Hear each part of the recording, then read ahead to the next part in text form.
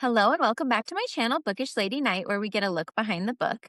Today, I am joined by a new to me author, Katelyn E. Pfeiffer, and she is the author of the Providence Chronicles, book 1 called The City of End, and book 2 called The City of Truth. They are YA dystopian books. Can you tell us more about them? And thank you so much for joining me. Thank you so much. I'm so happy to be here and to talk to you. I love talking about my books. They are definitely my babies. As you said, the first two are out. And before I go into that, just quickly, I'm really excited to share that the third book is with the publisher. So So excited. I'm hoping. I know. I'm just beyond thrilled that they decided to pick up the third one. And hopefully that will be coming out later this year, maybe right around the holidays. So that'll be exciting. But yeah, I think every author has a dream to write a book, and they have this beautiful dream in their heart. And I actually kind of went backwards. I never thought I would be an author. I never expected to.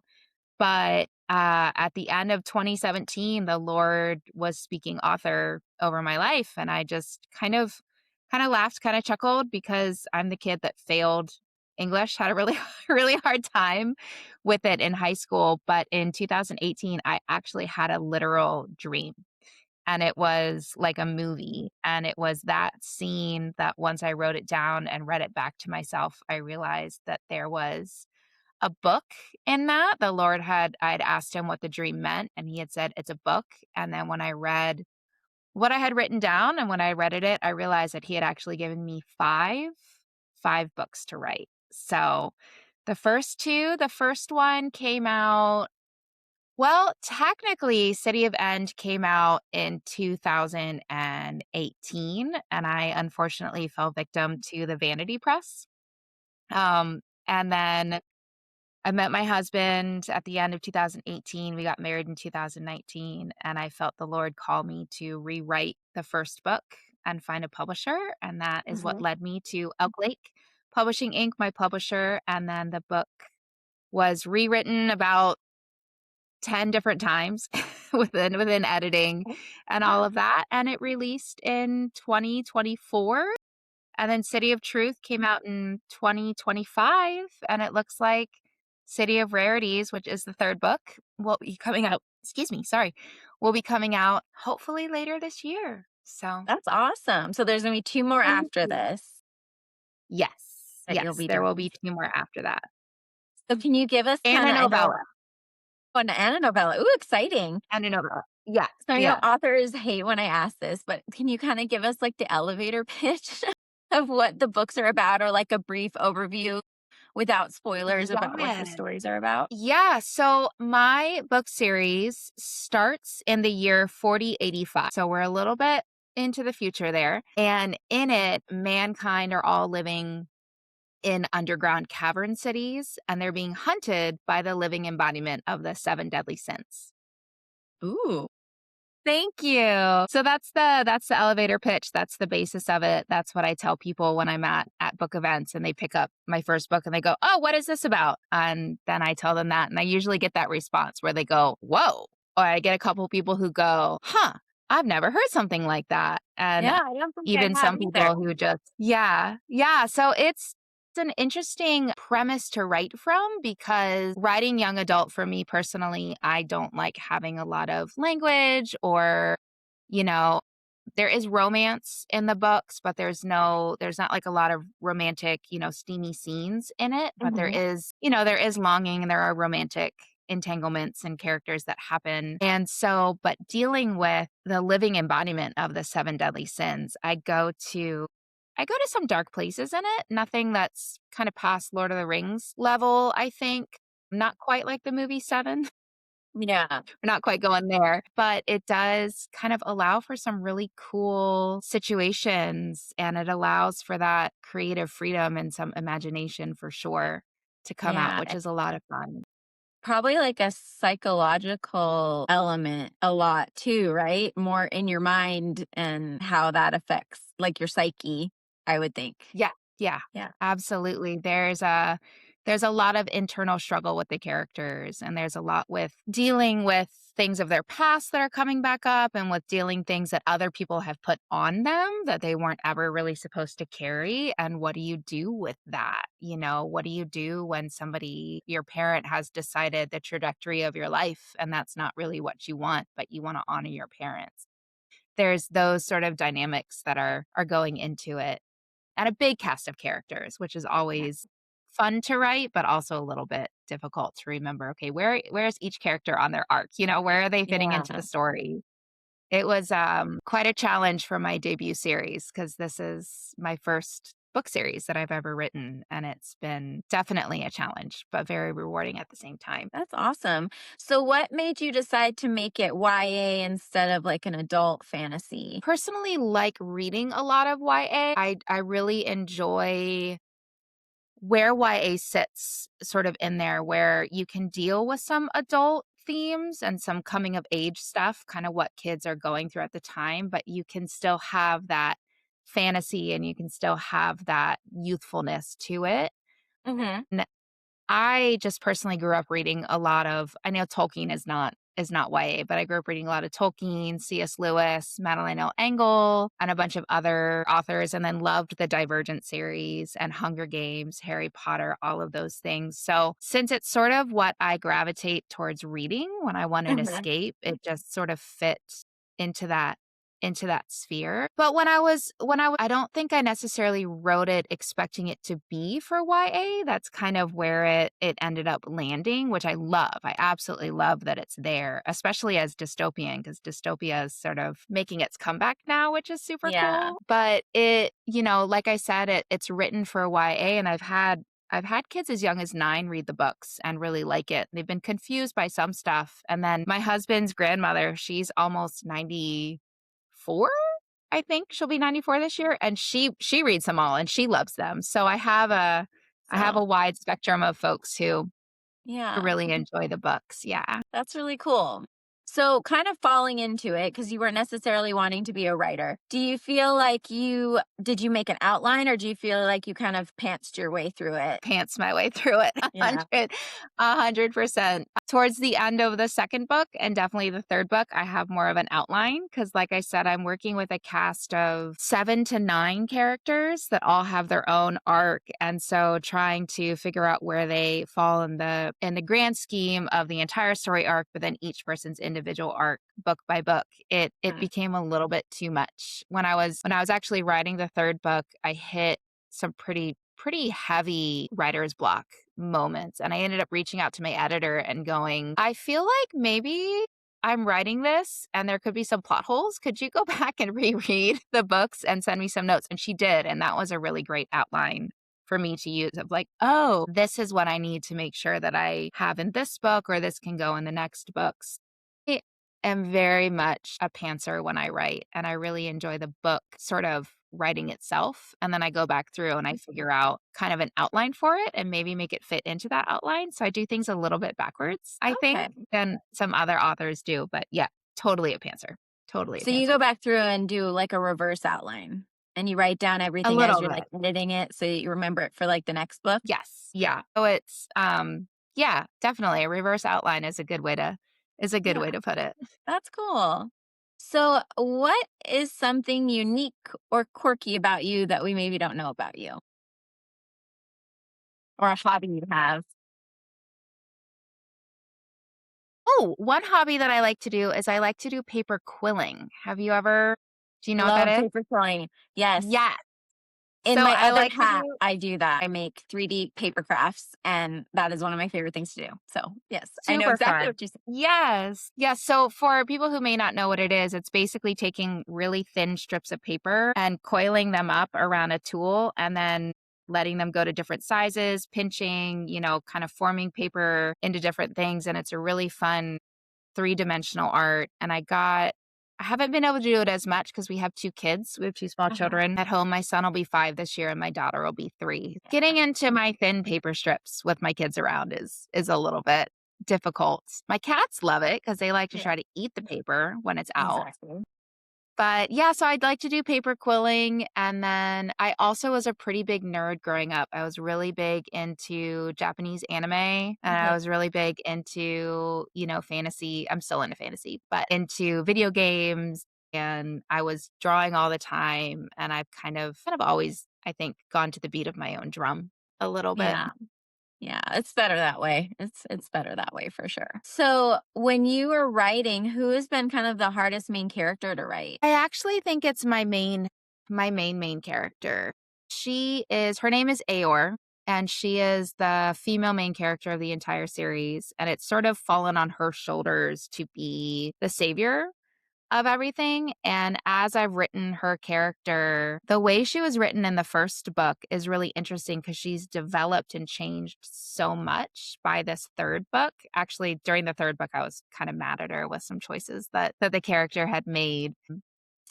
It's been interesting having to deal with the character that I believe she was in the first book and the person that she's becoming now in these books, and how does that fit into the world. It's a really good thought exercise in general when you let your characters evolve kind of on their own, because your characters should evolve throughout the series, right? You shouldn't have the same character at the end of a 5-book series with everything they go through as Yeah. they do. So, learning her ins and outs and how does she fit in, because she's the savior character. She's kind of in my head, I think when I first wrote her, she was supposed to have all the answers. She was supposed to know exactly what to do. She was supposed to do all of these things, and then as I was writing her character, it became very evident that she is coming of age in this world too, with this power that she doesn't understand. And Mhm. how do you write a character like that at times has all the answers because of the insight that her gift gives her, and then other times doesn't? And how Yeah. does that work into the character? And so she's kind of constantly putting me through some interesting interesting, because I also don't want to make her so all-knowing that she's not relatable, but also so human that you can't really see her as a savior character. So kind of finding that balance has been very interesting. Okay. So then on the flip side, who was your like easiest character to write? My favorite character, who is a character named Narcissa, and Uh-huh. she is very morally gray, which I love writing morally gray characters. They're so much fun to go with. And she has a lot of my story written into her story. And so having that emotional connection to her has been very cool. But she is sort of, I would classify her as a character that you kind of think that you know, and then something happens and you still don't really know her character very much. She kind of keeps you on your toes. But her story arc has been really such a joy to write, and to see her character grow and to see where she's at in the fourth book, is she's really going to have a lot more agency, I think, in the fourth book, because in the third book she's kind of in places and Okay. she's doing things, but in the fourth book she's going to probably have a lot more agency, and it'll be cool to see how the characters react to her, because she was in the very first book, she's the main antagonist. And Okay. then she has a really great redemption arc that happens towards the end of the book and going into the second one. So then how are the characters grappling with that, with her being within their midst? And Yeah. yeah. I love that. I love that. Yeah. So was there a side character that kind of took you by surprise that you didn't think they were going to maybe be so predominant in the story that like now they're like you're like stop like I need to think like It's such a good question. So there is a character that you get introduced to in the first book, and her name is Lore, and she is Aor's sort of oldest friend, best friend. And in the second book, she kind of starts having more of a voice. The first book, she's a bit more of sort of a supporting character. And then uh-huh. in the second book, she starts getting more of a voice. And then the third book, you really start to get to know her character. And that's really cool. But I would definitely say maybe she's the one that kinda took me by surprise a little bit more, and I didn't quite expect so much of the third book to be about her story, but that was kinda where it needed to go in Yeah. that, which was very, very cool. But yeah, I don't know if I have any characters in particular who are sort of like that. I don't know how you would classify that, sort of as that the comic, maybe the comic relief character, Maybe, yeah, or just like kind of. larger than Yeah. life, but they're like, look at me. Yeah, yeah, they're like the traveling bard who just pops up with Yeah, it, his lyre and just starts singing yeah, songs, and you're just like, "What are you exactly, doing here?" exactly. No, yeah, I don't know if I have any. I have one side character in the 3rd book who doesn't play a huge part, but at the same time, what happens to him is a huge part of the story, so maybe he's Mhm. a little bit more like that, but he's also like 10, you know? Okay. Yeah. 10-year-olds kinda have their own way of doing life, right? Yes, exactly, Yeah, yeah. exactly. So I love the names that you have. They're very interesting names. So Thank did you. those kind of come to you when you had that first dream, or did you like research them, or how did that naming your characters kind of come about? That is such an interesting question because it's sort of all of the above. So I had the dream and I wrote it out, and immediately for the next 4 months, everything just sort of poured out of me. The characters, and I knew what I wanted their names to mean. So for me, names have a lot of meaning, and that is a theme in the book, is your name has meaning. And so each character I wanted to have really sort of be pivotal to kind of to their character. So Mhm. Redder, who is the one of the only I have male characters in the book, but he's one of the pivotal male characters, and his name actually means rock. And so he's sort of like the steadfast rock of the group, and he was a protectorate commander, so he's a military type person. And then I have Lore, which is her name is more made up, but it's sort of a derivative of Lauren, which means laurel, which is what they use, to crown royalty and things like that. And Narcissa is her sin is I always get the 2 mixed up. It is the sin of is it vanity? This is terrible because I always get the 2 mixed up because she could have gone That's like, either way. So her sin, I thought of like, what would a narcissist be like? yeah, And the name Narcissa just kind of came out from that. And then Aor, her name means shepherd, and she's supposed to be the one that kind of shepherds the group. And the main evil guy, his name is Viad, and it's just kind of this guttural, kind of yeah. good sounding name for him. And then one of the other characters that I don't want to give too much of their story because it's kind of a cool twist what happens at the end of the first book or kind of with that character. But yeah, their name definitely had a lot more to do with the character and who they would become. So, I love yeah. that. I love that. I love Thank that with names. you. I am so Thank the same you. way. So do you do like a daily writing goal or word count or a scene? Like what's your like writing session look like for you with the music, no music, any of that kind of stuff? Yeah. So I would love to be able to write daily. Right now, it is not feasible with our 2 kids. And usually my best time to write is during the day, which is hard to do as a stay-at-home mom. And so Mhm. if I'm writing at night, usually I'm just trying to get words on paper. And I will just go until I literally can't go anymore. So it might be 2 hours, it might be 5 hours. It just depends on what I do. But I try to have some music on. I do a lot of soaking worship just because there's no words. It's really easy. You can have it on in the background. Every now and again, if I'm super overstimulated, I'll just put on a sound of a fireplace and just kind of Mhm. relax into it. But I usually have my coffee or my tea and a snack, and then I just go. When I am in editing mode, it's sort of whenever and wherever I can get it. Sometimes I have my laptop out and I'm cooking dinner and I'm editing and I'm, dealing with my kids and I'm, dealing with the cats and I'm trying to clean the house and I'm doing all of the things all at Yeah. once. But I will say for sure, my husband has said this a couple times when I am in like editing mode, like for sure crunch mode, or I really have to get the book out. So I also just finished writing my first novella, and it's a Mhm. completely different genre. It's science fiction, but it was just this situation where I had to get it out. I couldn't stop until I got it all out. And so he's like, "I haven't seen you all week." And I'm like, "I know. I'm just kind of off in my office for, hours at night and then crawling into bed at midnight or 1 o'clock in the morning or 4 o'clock in the morning, and Yeah. my kids are getting up a couple hours later. So it I would eventually like to have more of a set routine, more hours where I can these are the hours that I work and this is what I do, and we'll get there. Just right now Yeah. we're kind of picking and choosing and piecemealing it all together when I No, can. that's how you do it. I'm going to be interviewing an author next month. Her name is Courtney L. Wynn, and she writes Vessalus. And I saw her at Barnes and Noble, and I love the book. It's like Casper, but it's got spice, so it's an adult.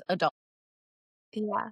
She was talking about her writing process, and she had just had a baby and got the idea for the book. So she was literally writing while she was breastfeeding, taking care of Yeah. baby on her cell phone in like Yep. notes. And she was Yep. one-handed typing this whole book. So I was like, I'm the same way. Like I'm a mom. Like I totally get it. You do everything around your kids, because then if you don't, like you won't ever do it. Like you just have to be that crazy person stirring and typing, like because Yeah. that's the only time you have. Yeah.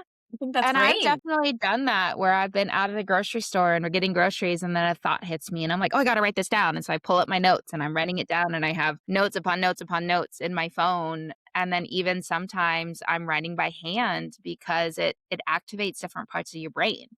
And Yep. so it's like, "Oh, this isn't flowing. I'm just staring at my computer screen. Let me try writing by hand." And then it just kind of gets the juices going. Or I'm taking a taking my kids to the park and I'm just on my phone as they're playing and writing things down or Yeah. journaling or something like that. Yeah.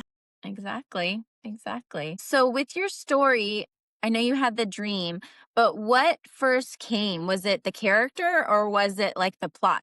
Man, I think it was the characters. So I wrote the dream out and then I think I might have written a very basic synopsis. Like what's the whys, the 5 W's they teach us in elementary school: who, what, where, when, why, and how. And I Hmm. think I wrote those down first. And then I wanted to know who my people were that were going to be in this. Who are these people that are going to be the ones doing this and affected by this? And once I started writing the characters down, it was just everything else started flowing. And uh like I said, it took 4 months to write the characters out, write the first version of the book. Then I got out with a glamour publisher, and then when I got with my actual publishing company that I'm with now, they put me through my paces. They got me with editors and all of that stuff. So it definitely has changed a lot from the first version of City of N that was released that you can't find it anywhere at this point. It's off of Amazon and all of that, so people aren't confused. Hmm. But yeah, I think that it's definitely my stories are more character driven. And so I like to write characters who have strong voices and who have a story that needs to be told, and then kind of stick them in a world Yeah. that works for them and let them figure it out. But yeah, it was all very quick. So if it wasn't my characters first, it was that I sort of plotted out, where is the story going to be? What's going to take place? What's the main stuff? And then I just kind of sat down and started writing. I had never written anything before. So I was like, well, this sounds good. And just kind of threw it out there, which it definitely changed. But it was a great experience. I mean, I really honestly wouldn't have changed it because it led me to where I am now. So, What was the publishing process? Because like there's a lot of the people that I talk to are like they are publishing it themselves, because it's a yeah. very difficult world to get into to be published. So what was that process like for you? Yeah. So for me, the publisher that I'm with, they're a hybrid publisher, an independent. So we're still considered indie because it's an independent publisher.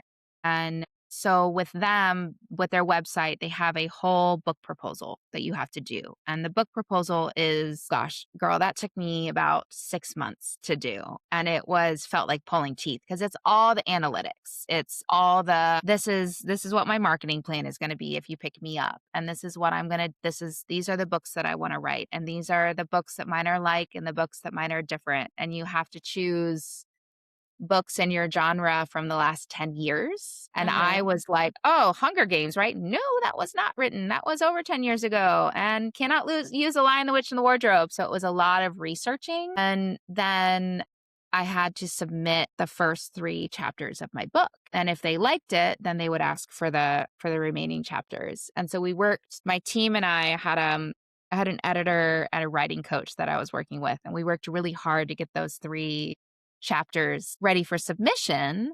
Because you could have a Hmm. great book proposal, but if your 3 chapters aren't strong, they're not gonna wanna pick you up. Yeah. And I remember the lady that I was working with, and I was like, "Well, so my first 3 chapters are done, but if they want and this is how green I was, right? This will show you how green I was. If they decide they wanna pick up the rest of it, does that mean that I have to make sure that the whole book is edited to be like the first 3 chapters?" And her email back was basically like, "Yes, baby. Yes, you do. You do." So I had to rewrite the book again and have it ready to go. But I will say it was 110% worth it. It was hard and it was hard work, and every publishing house is gonna be different. They're gonna ask for different stuff. And whether you write fiction, nonfiction, memoirs, devotional, horror, whatever it is, their guidelines are gonna be different. And I I feel very, very blessed to be with who I am. So with them, once they pick you up, basically you sign the contract. And then from there, they match you with an editor, they match you with a cover artist, and you have about a year to get through the process. And then when the book is ready, then you basically have said, I'm going to take a year. This will be a polished, finished product for you at the end of that year. And then they put the book out, and then I get to do all the marketing, and it goes up on Amazon, and we do book sales, and we do all sorts of good stuff. And so it is different than traditional publishing in the sense that you don't get an advance, and your royalties are higher with hybrid publishing versus traditional publishing. But I went a very roundabout way to get here, but I will say it was definitely worth it. And for anybody who is publishing fully independent and fully indie, but does want to get into with a publishing house one day, I just say, just do the work. Like, go for it. Make sure you find a really good editor that you like so that your book can be fully polished before you submit it. And then just be really careful about making sure that you read all the guidelines and you go by it. Because if you don't read the guidelines, they won't publish you. So it was definitely nerve-wracking. There were definitely moments where my husband still picks me up off the floor and has to kind of put me back together. Even though I'm with a publisher, it's still nerve-wracking and hard. And the publishing world within hybrid or traditional is very slow until you get an email, and then it's like, we need the information now, and this is when we need it by, and everything sort of, your whole life sort of stops, and that's what you have to focus all of your time on. So it can be a lot of not hearing anything for months, and then all of a sudden, boom, you got that email, and you gotta hit the ground running and go, go, go. But it's really exciting to see your book, whether you've independently published, you've hybrid published, or you've traditionally published, be able to hold that finished product in your Mhm. hands is such an amazing accomplishment and feeling to just go, I made this. Like, I did this. It's no small feat. It's no small feat to write a book. So, do you celebrate milestones when you have those moments? I do. I usually celebrate each book's birthday. So each book has its own little book birthday that it comes out. And I usually do like a big social media post when the books are getting ready to come out. We do like a big launch party. But yeah, I think the one next big milestone that I'm gonna definitely celebrate hitting is having a sold out book event. So when I finally am able to take all these books to my table and sell out completely in and of myself.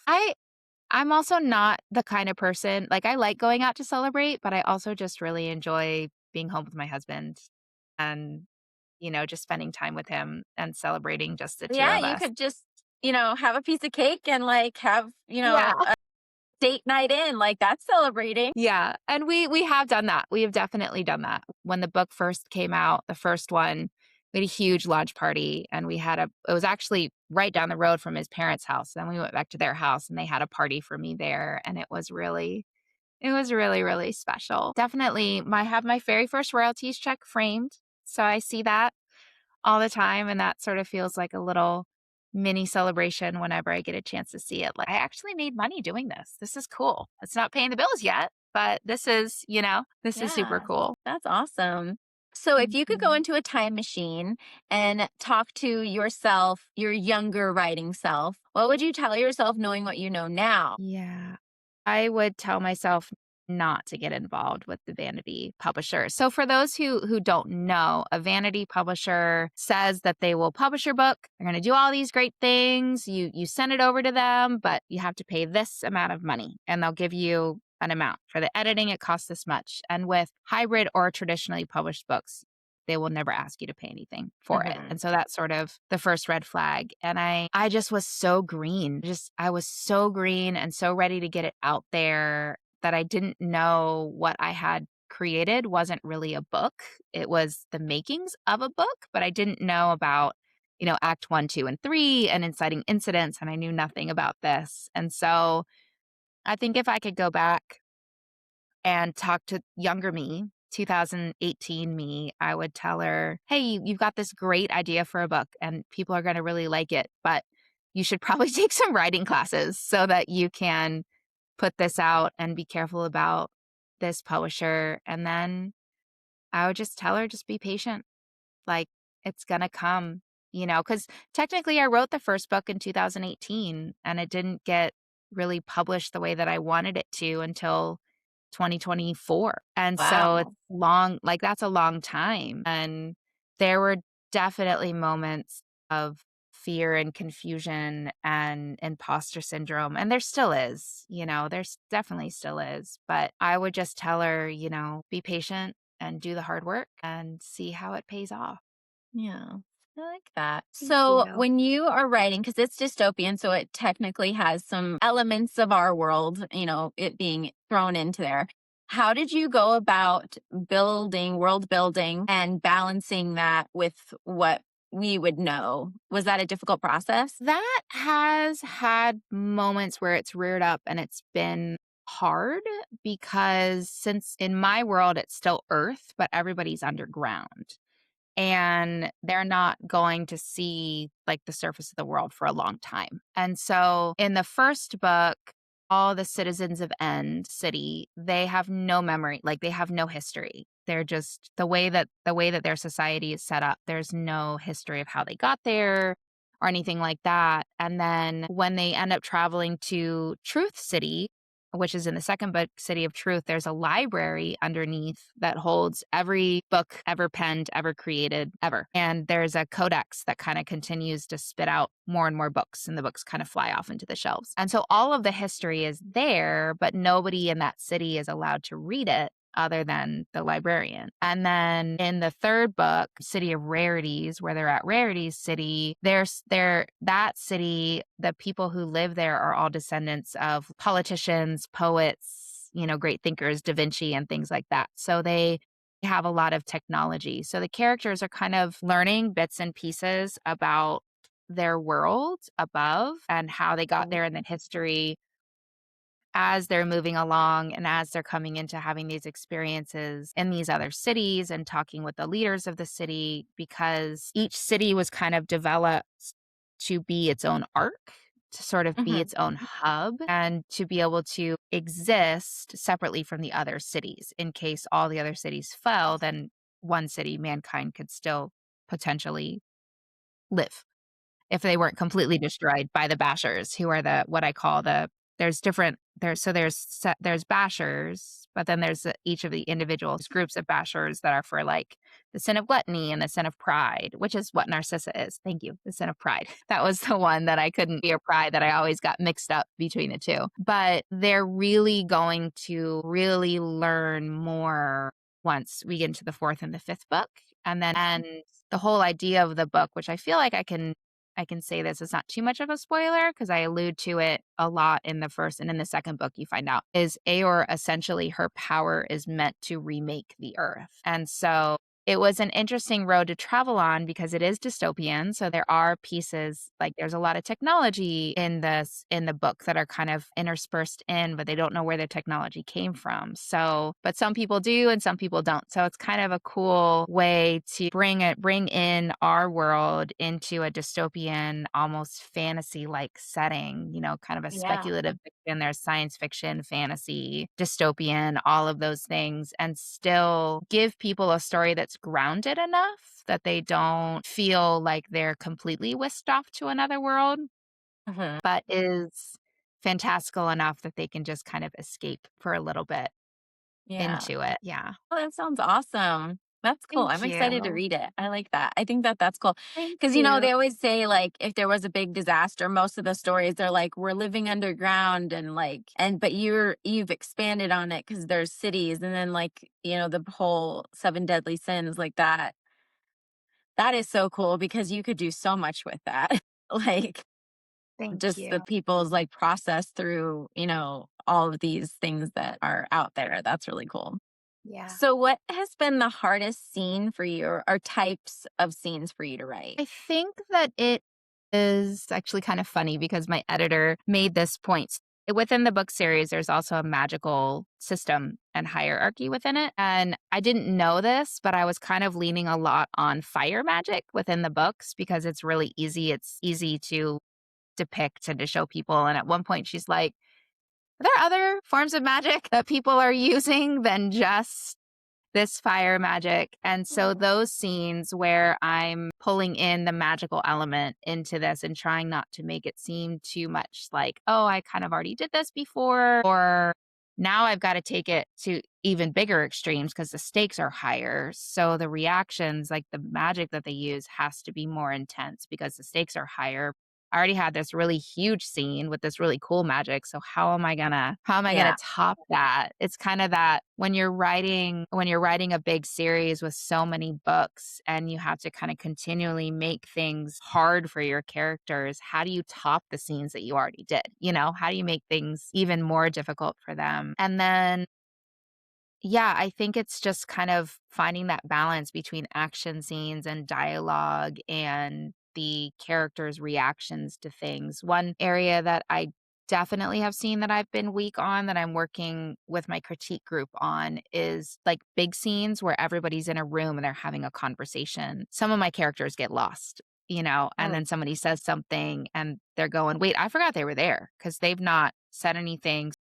That I think is probably where I'm the weakest in writing, and so I'm really trying to work on that, and it's even in scenes where it's maybe just 3 characters and 2 of the characters are having a conversation and the 3rd character maybe brought that character and they just kinda get lost, and then they come back mhm. later, and just Yeah. remembering there's more people in the scene than just these 2 folks who are Just, talking. That's been really difficult, but yeah. yeah. All the moving parts, having all the moving parts.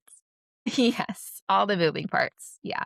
So, then on the flip side, what are the easier scenes for you to write? Honestly, this is gonna sound interesting. It's the scenes with the evil characters. It's Hmm. the scene with the Satan character because my books are, I am a Christian, so they are written with a Christian worldview, and they're not overly preachy or anything, but it's his character is so much fun to write, and I feel like I have so much more freedom to Mhm. really sort of go to those places, those dark places. Like, what would Satan do in this situation to entrap this person? But then also making sure that I don't go too creepy and turn my people off. But one of the girls in my critique group, she's like, "Man, you write the creepiest characters and I love it. And it's so good. Like, I love when your creepy characters come out because but I watched a lot of horror growing up, and so it's not a horror book, but there's some things where I'm like, "Ooh, this would be really cool to see in, like, a movie. Like, how would they how would Yeah, they because do it's this?" like You know? not your inhibitions, I'm saying that word wrong. Your inhibitions are lowered, that's it. Your inhibitions are lowered because it's kind of like a anything goes, I feel like, with the bad Yeah. guy. They don't care. They're gonna do whatever the heck they Yeah, want. whereas the good character exactly, and especially Eeyore, my good character, she's supposed to be the savior character, but she's still human, and so I have to walk that line with her of she can still have human reactions, but if she's looked on as sort of like the savior character, then I can't really let her unless that becomes a part of her arc, which it kind of Yeah. does. She kind of goes a little bit to the dark side. But yeah, having those characters that are the seven deadly sins, the bashers, and doing those. But then I have seven sins to work with. So what would the sin of vanity look like? And how would vanity kill somebody? Well, you kind of learn about that in the third book. And how does pride kill? You learn about that in the first book. And, wrath was really easy. That's not a hard one. But like gluttony, how would gluttony or sloth, how would those? So getting into that sort of, I need to be really creative with these. Mm-hmm. And I don't say what each sin is. They have their own name. And Mm-hmm. so it'll be really cool to kind of see how my readers try to figure out which basher is which based on how they Yeah. kill in the book. Because I don't say this is the basher of sloth. This is the basher. They have their own names, Yeah. that I've created for each of them. And yeah, being able to writing those scenes there's been a couple times that I've sat back and been like, "Ooh, I want to see that made into a TV show. I want to see what Hollywood can do with that one because With that, yeah. yeah, That would be that looks cool. really cool.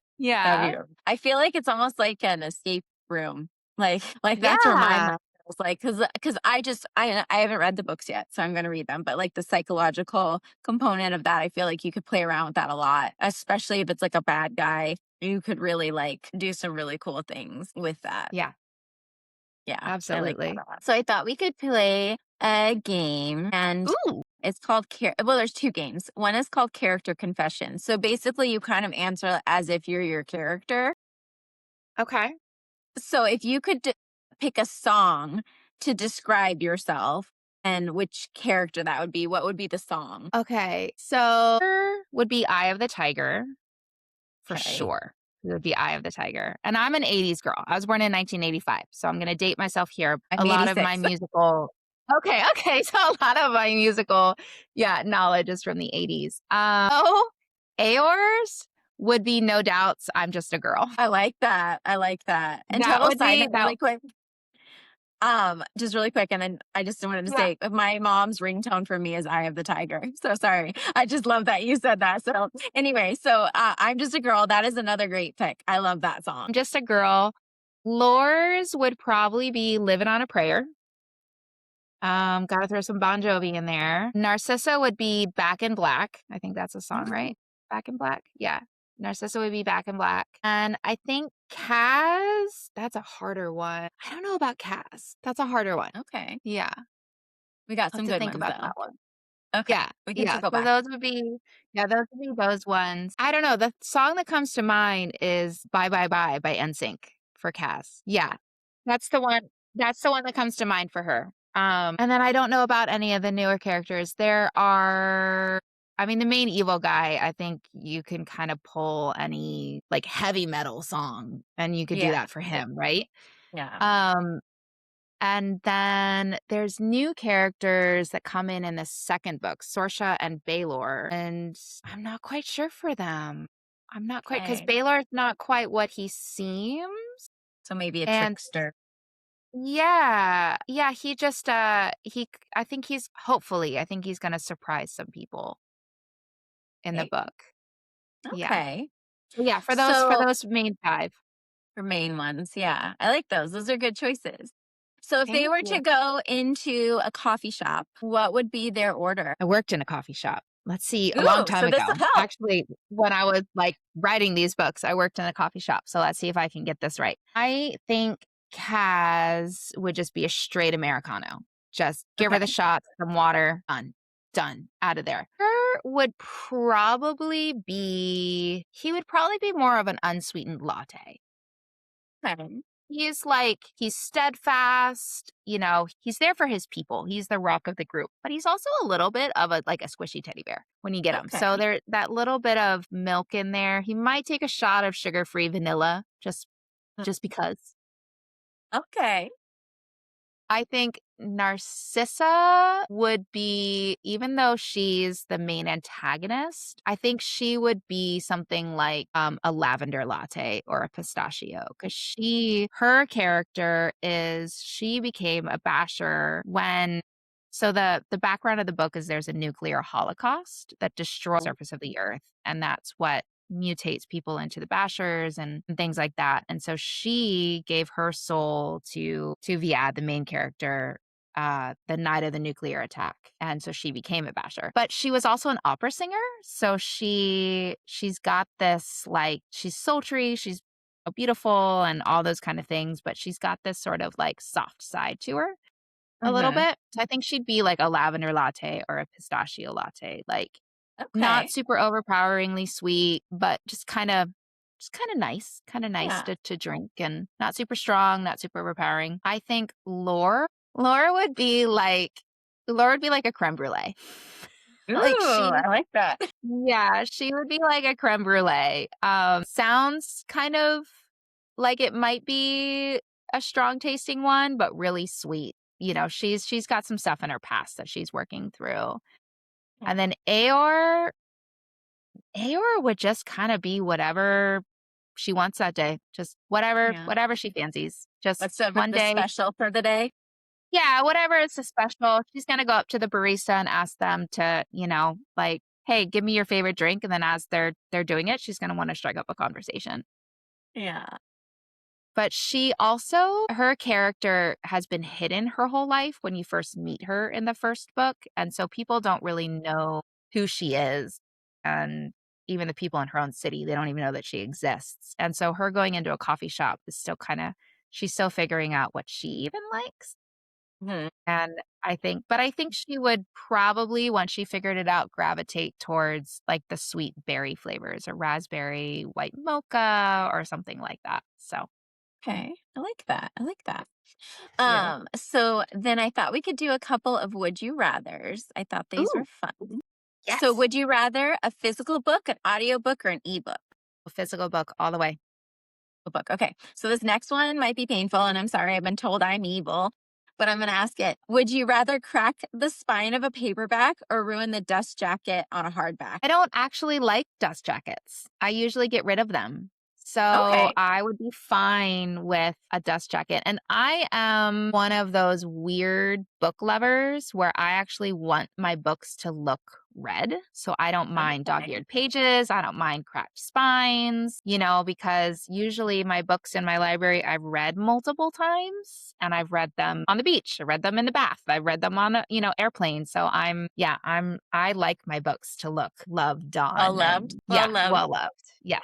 So Yes. then and this one might be, we already know, but you might not do this, but do you annotate books, or we know you don't do pristine pages, but do you annotate and make notes in the books and the margins? I do if it is a self-help book. If it's like a Christian theologian that I'm reading, and I'm reading, so Lisa and John Bevere are two of my favorites, and I write all over. I highlight, I write, I dog ear, I tab. It's all over. Very rarely will I do that in a fiction book unless there's something in there that I'm really mad at, and then I will just Okay. No. go all over it. Yeah. I Yeah. like that. So when you're looking for a new book, do you prefer to browse Kindle or do you like to go into the bookstore? Bookstores. Bookstores. Okay. And then a hardback or paperback? I think it depends on the book, honestly. So the used bookstore is I like going to the used bookstore too. Mhm. And it's a lot of paperback. But Okay. if I can find a book online from like an author that I know that I want to read, and I can find it in hardback, then I'll do hardback. Okay. But yeah, paperback. I'm a mix. I'm about 50 Yeah, 50. a mix. Okay. And then if you could, would you rather have dinner with your favorite character or your favorite author? I think character. Or do you have one in Yeah. mind? Oh, I think I would like to have dinner with Gandalf. Yeah, that would be good. That would Yeah. be good. I I'd think have I'd fun like with to that. have dinner with Gandalf. Yeah. Yeah. So For sure. since you are a coffee girly, and I'm assuming coffee or tea, you said you like both. What is your ideal drink? I really like, I mean, I'm gonna be a little bit basic white girl here. I really like the peppermint spice latte at Starbucks. However, if you do a peppermint chai latte, Mhm. that's like a whole nother level. And then adding something like a white mocha or mocha to it actually Mhm. takes it on to a whole nother level. But if you're gonna do that, ask for like half the shots, because it's really, really sweet. So Yeah. usually I'll do like a spicy fall drink. Those are my favorite flavors. And, if I'm Nice. making it at home, I'm gonna put in butterbeer flavored creamer in my coffee Yeah, at home. that's good. Yeah, That's a good choice. yeah. So do you prefer the movie first or the book first? I prefer the book first. If I don't mind the movie adaptation, but I definitely prefer the book first. Okay. And then which is harder, the first line or the last line? Oh, the first line, 100%. Um, yeah, I actually know what is gonna be the last line of my entire series. I knew that from the start. So, Wow. the first line of every book, I feel like is much harder than the last line. Awesome. Well, I have three more, well, technically four more questions. My next question is, what is the most surprising or profound thing that you've learned on your writing journey? I think it was finding my voice. I think it was understanding that I have a voice that people want to hear and that it doesn't have to be like anybody else's. Mhm. I don't have to sound like Tolkien or Lewis, or Madeline L. Engel or J.K. Rowling or, Susan Collins or any of these people. I don't have to sound like them because Yeah. they have their stories that were given them to write. And I was given this story to write. And I was given this story to write. So I can't sound like anybody else and they can't sound like me. And that's a really good thing. That's a really good thing to have your own voice. Yeah. And it's okay to read other books to figure out how the heck to make your voice come out, but as long as Mhm. it's just finding that voice. And that was really easy and also really, really hard to do, you know? Yeah. I don't think it's hard necessarily it is hard to write a book. I say this in the sense of writing the book is not the hardest thing. It's believing in the book, believing that your voice will be heard, I think is one of the hardest things. And that what you're saying, like, that's one thing I love about the book community is because, like, everybody's voice and everybody's story, maybe there's similarities, but they literally are all different. Like, no book is like Mhm. any other book. Unless the person is, like, Yeah. not a good person or literally copying a book, no book is ever Yeah, the same, and so there's really no competition because every book is different. So, I really love that about books. So in your opinion, what absolutely. makes a great story? I think it's one that moves you, that you have an emotional reaction to. There's been books that I've read that are written by very well-known authors, very well respected, but I just didn't find myself emotionally invested in any of the characters. And then there are books that I found, at a bookstore or at a book event that I was doing by an indie author or a new up and coming author that nobody had heard about. And I just immediately, I couldn't put it down. There's one I'm reading right now that I found at Ollie's, which is a bargain place out here in Virginia.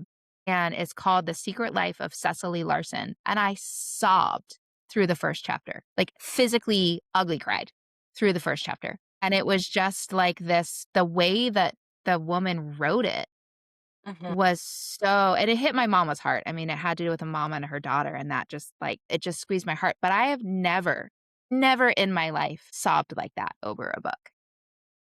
And Wow. is it, the most award-winning written story, like, everything is perfect and like, the sentence structure is great? No, because I don't think any book is that way. But I'm so invested in this story now because I had that reaction. So I think that's what makes a book great. And so I think everybody, like you said, with the book community, no two books are alike. And so I may think this is a great book and somebody else may read it and may go, I don't know what that lady was talking about. And that's okay because they may have a book that they thought was great that, Yeah. that I don't necessarily like. And that's what's so beautiful about this community is you never know when you're going to find your next favorite book or when as an author you're going to become somebody's next favorite author. It's just so wonderful and exciting. Yeah. Yeah, that's what I love about finding books and because I love that saying, "Readers walk 1,000 lives and authors write 1,000 lives." And I always love that saying because 'cause they're all different.